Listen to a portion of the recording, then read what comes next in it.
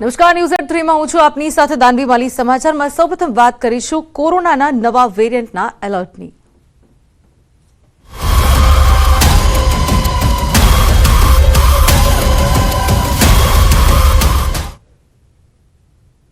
તો દેશમાં ફરી કોરોનાના કેસમાં વધારો થઈ રહ્યો છે। દેશમાં હાલ કોરોનાના 2669 એક્ટિવ કેસ છે। તો 24 કલાકમાં કોરોનાથી 6 લોકોના મોત નીપજ્યા છે। કર્ણાટકમાં 2, પંજાબમાં 2 ત્યારે કેરળમાં 3 લોકોના મોત નીપજ્યા। તો એક દિવસમાં કોરોનાના નવા 358 કેસ નોંધાયા છે। એકલા કેરળની વાત કરીએ તેમાં કોરોનાના 300 કેસ સામે આવ્યા છે। તો કેરળમાં કોરોનાના 2341 એક્ટિવ કેસ છે। ગુજરાતના ગઈકાલે એક દિવસમાં કોરોનાના 11 નવા કેસ નોંધાયા છે। તો ફરી એકવાર કોરોના વકરી રહ્યો છે, ત્યારે જ્યાં જુઓ ત્યાં કોરોનાના કેસ વધી રહ્યા છે। સમગ્ર દેશમાં 2669 એક્ટિવ કેસની સંખ્યા થઈ ગઈ છે। તો દેશમાં ફરી એકવાર કોરોનાનો પગપેસારો થઈ રહ્યો છે। 24 કલાકમાં કોરોનાથી 6 લોકોના મોત નીપજ્યા છે।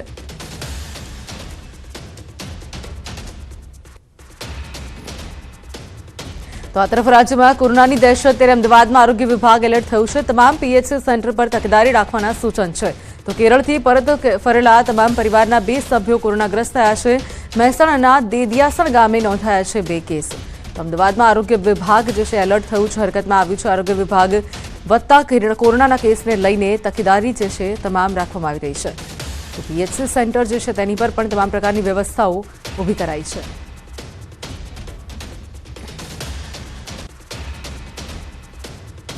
તો અમદાવાદમાં કોરોનાનો પગપેસારો, એક સપ્તાહમાં કોરોનાના 7 એક્ટિવ કેસ નોંધાયા છે। આરોગ્ય વિભાગે જીનોમ સિક્વન્સ માટે મોકલ્યા છે। તો 7માંથી 5 વ્યક્તિ આવ્યા છે વિદેશ પ્રવાસથી।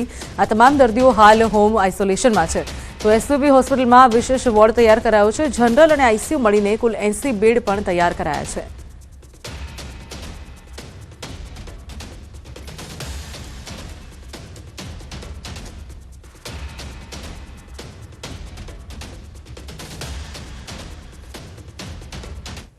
તો આ તરફ રાજકોટમાં ફરી કોરોનાનો પગપેસારો થતા ફફડાટ ફેલાયો છે। અક્ષર માર્ગ પર રહેતી મહિલા કોરોના પોઝિટિવ આવી છે।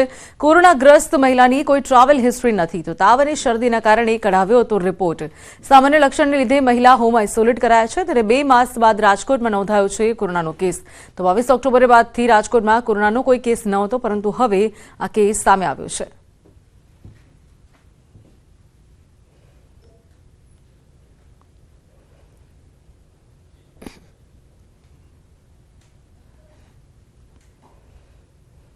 તો આ તરફ દેશમાં કોરોનાનો નવો વેરિયન્ટ દેખાતા સુરત સિવિલ હોસ્પિટલનું તંત્ર એલર્ટ થયું છે।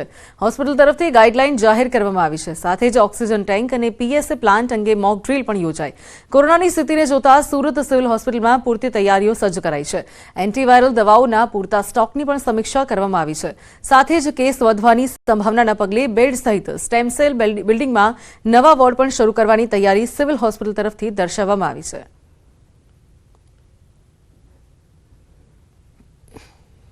કોવિડ વધી શકે પણ આમાં પેનિક કરવાની કોઈ જરૂરત નથી। અને આ કોવિડના લીધે આ સાઇન સિમ્ટમ્સ જે છે JN1 વાયરસ છે એના લીધે થાય છે। અને આના સાઇન સિમ્ટમ્સ ઓલમોસ્ટ જૂના કોવિડ છે એના સિમિલર જ છે અને ટ્રીટમેન્ટ પણ એવું જ છે। અને એના માટે અમારી જે તૈયારી છે, નવી સિવિલ હોસ્પિટલની તૈયારી છે। તો આ તરફ દેશમાં કોરોનાના નવા સબ વેરિયન્ટ JN1ના કેસ નોંધાયા છે। ત્યારે રાજ્યની હોસ્પિટલ પણ સજ્જ થઈ ગઈ છે। દાહોદની ઝાયડસ હોસ્પિટલમાં કોરોનાની સ્થિતિને પહોંચી વળવા માટે તમામ તૈયારીઓ કરી દેવાઈ છે। હોસ્પિટલમાં ઓક્સિજન પ્લાન્ટ, લેબ સહિતની તમામ બાબતનું ચેકિંગ કરવામાં આવ્યું। આ હોસ્પિટલમાં રાજસ્થાન, મધ્યપ્રદેશથી પણ દર્દીઓ આવતા હોય છે। ત્યારે કોરોનાની સ્થિતિને પહોંચી વળવા માટે તંત્ર સજ્જ બન્યું છે।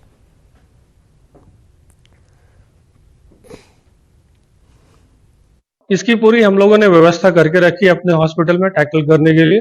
हम लोग भी हाई अलर्ट पे हैं कि अगर किसी तरह का केस है तो हम लोग we can always deal with that.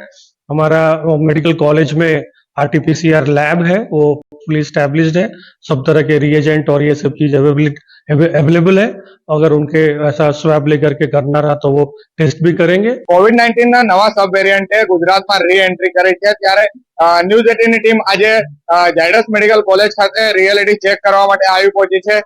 હાલ અમે જે ઝાયડસ મેડિકલ કોલેજના PSA ઓક્સિજન સબ પ્લાન્ટ પર જે પ્લાન્ટ પર ઉભા છીએ। ત્યારે કહી શકાય કે જે ઝાયડસ મેડિકલ કોલેજના જે ઓક્સિજન પ્લાન્ટ છે તે બિલકુલ વર્કિંગ કન્ડિશનમાં છે. તમામ જે ઓક્સિજન પ્લાન્ટ છે તે ચાલુ છે અને જે ઝાયડસ મેડિકલ કોલેજનો સ્ટાફ છે તે ગમે તેવી પરિસ્થિતિ હોય તેનાથી લડી લેવા માટે તૈયાર છે. ત્યારે કહી શકાય કે જે અત્યારે ન્યૂઝ 18 ની ટીમ દ્વારા રિયાલિટી ચેક કરવામાં આવ્યું છે, જેમાં ઝાયડસ મેડિકલ કોલેજના તમામ ઓક્સિજન પ્લાન્ટ છે તે વર્કિંગ પ્રોપર કન્ડિશનમાં છે અને તમામ જે સ્ટાફ અને તબીબ છે તે કોરોનાના પરિસ્થિતિથી લડી લેવા માટે સજજ બન્યું છે. સૌરભ ગેહલોત, ન્યૂઝ 18 ગુજરાતી, દાહોદ. બીજી બાજુ રાજ્યમાં વિઝા કન્સલ્ટન્ટની ઓફિસો પર દરોડાનો મુદ્દો. દરોડા બાદ સીઆઈડી ક્રાઇમે નોંધી છે વધુ એક ફરિયાદ. MS યુનિવર્સિટીની બનાવટી માર્કશીટ મળી આવી છે, ત્યારે નકલી માર્કશીટ મળતા ફરિયાદ નોંધવામાં આવી છે. એક જ વિદ્યાર્થીના નામની 6 બનાવટી માર્કશીટ મળી આવી છે. સેમેસ્ટર 1 થી 6 ની તમામ માર્કશીટ બનાવટી છે. તો ગાંધીનગરના સરગાસણ પાસે આવેલ એમ્પાયર ઓવરસીઝમાં કરાઈ હતી રેડ. તો સીઆઈડી ક્રાઇમે 2 આરોપીઓ સામે નામજોગ ફરિયાદ પણ નોંધી છે.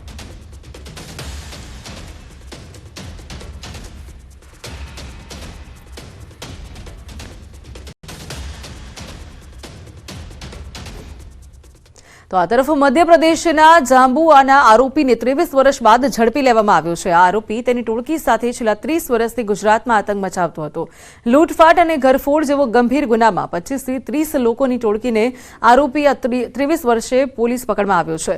ઘરફોડ, ચોરી અને આતંકને લઈ અનેક લોકો છેલ્લા કેટલાય વર્ષોથી હેરાન પરેશાન હતા, ત્યારે આ ટોળકીના મોટાભાગના આરોપી પોલીસે ઝડપી પાડ્યા છે. 23 વર્ષથી નાસ્તો ફરતો આરોપી ઝડપાતા લોકોએ પણ હાશકારો અનુભવ્યો છે.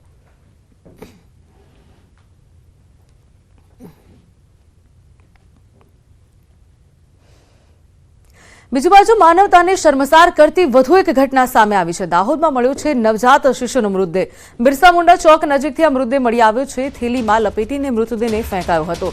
તો શિશુના મૃતદેહને કાપડમાં લપેટાયેલો હતો. આસપાસના લોકોની નજર પડતા પોલીસને જાણ કરાઈ. તો પોલીસે ઘટના સ્થળે પહોંચીને આગળની કાર્યવાહી હાથ ધરી છે.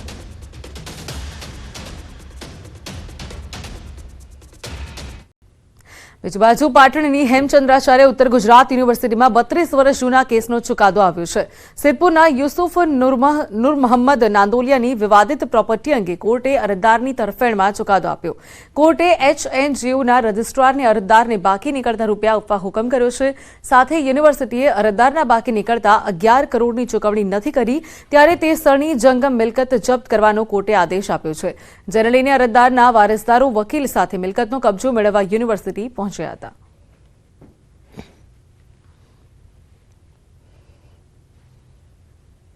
તો કોર્ટ અરજદારની તરફેણમાં ચુકાદો આપ્યો છે. પાટણની ઘટના કે જે વિવાદિત મિલકતના 11 કરોડ ચૂકવવાનો આદેશ કોર્ટ દ્વારા કરવામાં આવ્યો છે.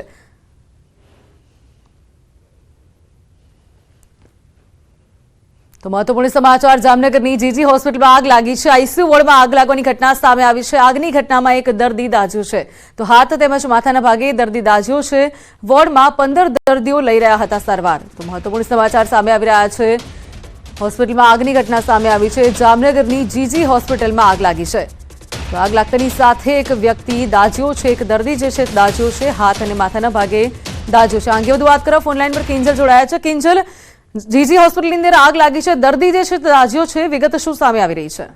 બિલકુલ દાનવી, જે પ્રકારે વાત કરવામાં આવે, જામનગરની સરકારી ગુરુ ગોવિંદસિંહ હોસ્પિટલમાં આગની ઘટના છે તે સામે આવી છે. સરકારી ગુરુ ગોવિંદસિંહના આઈસીયુ વિભાગમાં આગ લાગી છે. શ્વાસ તંત્ર માટેનો જે આઈસીયુ બનાવવામાં આવ્યો છે એમાં આગ લાગી છે. હાલ એક દર્દી છે એને હાથમાં અને માથાના ભાગે દાઝ્યો હોય અને ઈજા પણ થઈ છે. આ ઉપરાંત 15 દર્દીઓ છે આ વોર્ડમાં હાજર હતા. અગાઉ પણ જામનગરની ગુરુ ગોવિંદસિંહ હોસ્પિટલ છે, આ હોસ્પિટલના જૂના જે વિભાગ આવેલો છે ત્યાં આઈસીસી વોર્ડમાં આગ લાગી હતી. ત્યારબાદ ફરી એકવાર આઈસીયુ વોર્ડમાં આગ લાગી છે. હાલ તો આગ કયા કારણોસર લાગી છે તે અંગે તપાસ પણ ચાલી રહી છે.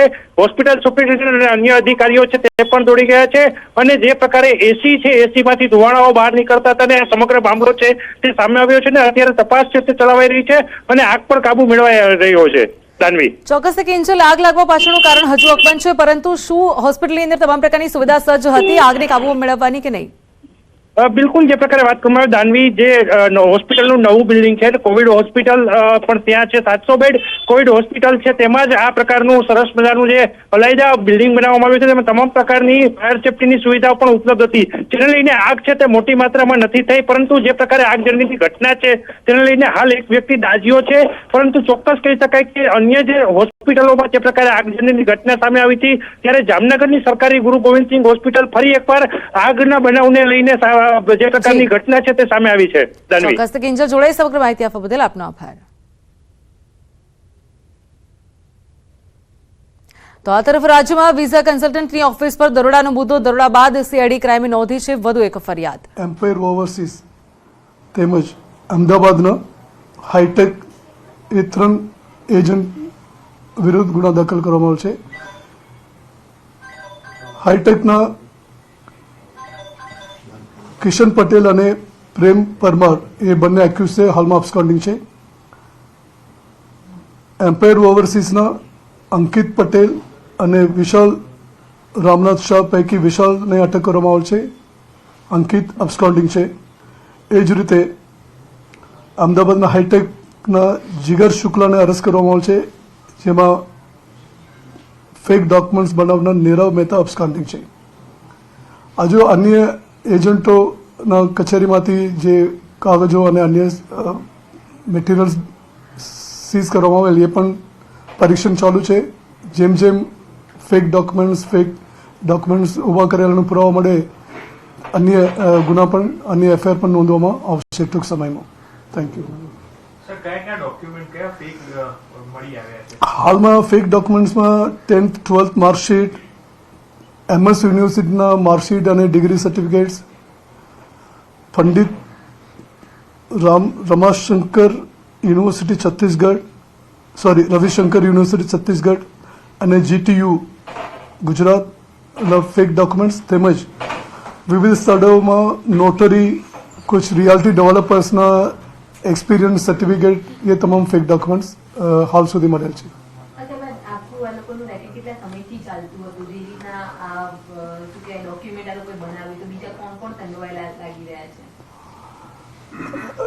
ये तमाम विगत पूछपरछ इन्वेस्टिगेशन दरमियान खबर પડશે.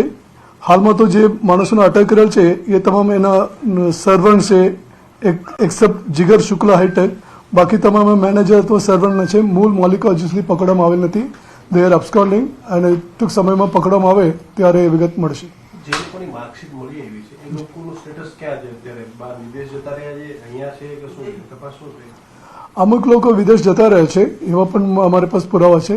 અમુક લોકોને હાલમાં ફોન કરીને અને રૂબરૂ મોકલીને વેરીફાઈ કરે છે ખરેખર તેઓ એ જ માર્કશીટ આપેલ છે અથવા એજન્ટ દ્વારા ફેરફાર કરવામાં આવે છે, એ તમામ તપાસ થઈ રહેલ છે.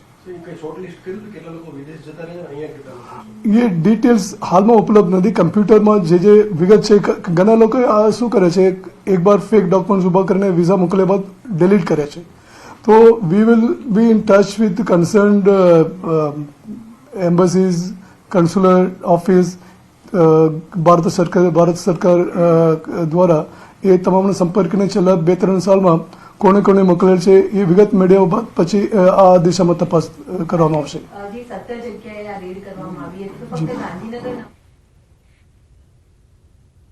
પછી બાજુ વાત કરીએ સમાચારની તો લોકસભા ચૂંટણીમાં સક્રિય થવાની રૂપાણીની ઈચ્છા. અંબાજીમાં બોલ્યા છે પૂર્વ મુખ્યમંત્રી વિજય રૂપાણી. તો હાલ પંજાબ ચંદીગઢની જવાબદારી છે ત્યારે રૂપાણી તેવું કહ્યું છે જવાબદારી મળે તો ગુજરાતમાં પણ કામ કરીશું. સૌરાષ્ટ્રમાં જવાબદારી નિભાવવા માટે ઈચ્છા વ્યક્ત કરી છે. સાથે 2024માં ત્રીજી વાર નરેન્દ્ર મોદી પીએમ બનશે તેવું રૂપાણીએ જણાવ્યું છે.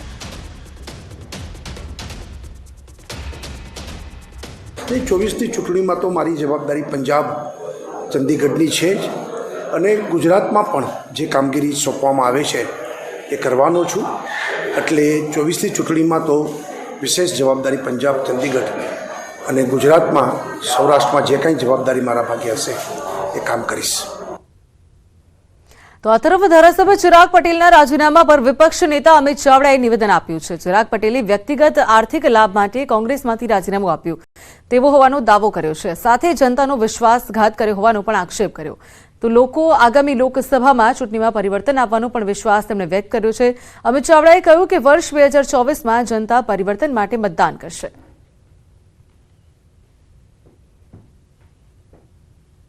ચિરાગભાઈ કેવી રીતે ગયા, કેમ ગયા, એની હકીકતો પણ કહી હતી અને તમે પણ બધા એની વિગતો તપાસશો તો જવા પાછળનું ફક્ત ને ફક્ત વ્યક્તિગત આર્થિક હિતો એની સાથે જોડાયેલા હતા અને એટલા જ માટે પ્રજાને પક્ષ બંનેનો દ્રોહ થયો છે ને એનો જવાબ આવનારા દિવસોમાં પ્રજા પણ આપશે ને પક્ષ પણ એ લડાઈ લડશે. આજે પ્રજા માટે નહીં પણ મુઠ્ઠીભર લોકો માટે સરકાર ચાલે છે. એકાદ બે ઉદ્યોગપતિઓ આખો દેશ ચલાવે છે. આ તમામ સત્તા અને સંપત્તિનું કેન્દ્રીકરણ થઈ રહ્યું છે. એ સંજોગોમાં આવનારા દિવસમાં ગુજરાત સહિત દેશની જનતા પણ પરિવર્તન માટે મતદાન કરશે અને 2024માં તમે જોશો તો દેશમાં પરિવર્તન આવશે. તો આ તરફ લોકસભાની ચૂંટણીના પડઘમ વાગી ચૂક્યા છે તેને જોતા તમામ પાર્ટી તૈયારીઓમાં લાગી ગઈ છે. નવસારી તેમજ ડાંગ જિલ્લા ભાજપ દ્વારા તાલુકા પંચાયતના સભ્યોનું પ્રશિક્ષણ શિબિરનું આયોજન કરાયું હતું. નાની વઘઈ ખાતે આવેલ કિલાદ કેમ્પ સાઇટમાં નવસારી લોકસભા બેઠકના ઇન્ચાર્જની અધ્યક્ષતામાં આ શિબિર યોજાઈ હતી, જેમાં નવસારી જિલ્લાના 6 તાલુકા પંચાયત અને ડાંગ જિલ્લાની 3 જેટલી તાલુકા પંચાયતના ભાજપના ચૂંટાયેલા સભ્યો તેમજ તાલુકા ભાજપ પ્રમુખો પણ ઉપસ્થિત રહ્યા, જેમાં ચૂંટાયેલા સભ્યોને લોકસભા ચૂંટણીમાં કેવી રીતે કામગીરી કરવી તે અંગેનું માર્ગદર્શન આપવામાં આવ્યું હતું. ચૂંટણીમાં કામગીરી અંગે માર્ગદર્શન પણ આપવામાં આવ્યું હતું. એક બાજુ લોકસભા ચૂંટણીને લઈને તડામાર તૈયારીઓ કરી રહી છે તમામ પાર્ટીઓ, ત્યારે તાલુકા પંચાયતના સભ્યોનું પ્રશિક્ષણ શિબિરનું આયોજન કરવામાં આવ્યું હતું. સમગ્ર દેશમાં ભારતીય જનતા પાર્ટી દ્વારા દર વર્ષે ચૂંટાયેલા પ્રતિનિધિ અને પાર્ટીના સંગઠનના કાર્યકર્તાઓનો પ્રશિક્ષણ વર્ગ યોજાય છે, જેના ભાગરૂપે આજે સમગ્ર ગુજરાતની અંદર નગરપાલિકા અને તાલુકા પંચાયતના ચૂંટાયેલા સભ્યોનો પ્રશિક્ષણ વર્ગ ચાલી રહ્યો છે. તો આ સાથે બુલેટિનમાં હાલ સમય છે વિરામનો. આપ જોતા રહો ન્યૂઝ 18 ગુજરાતી.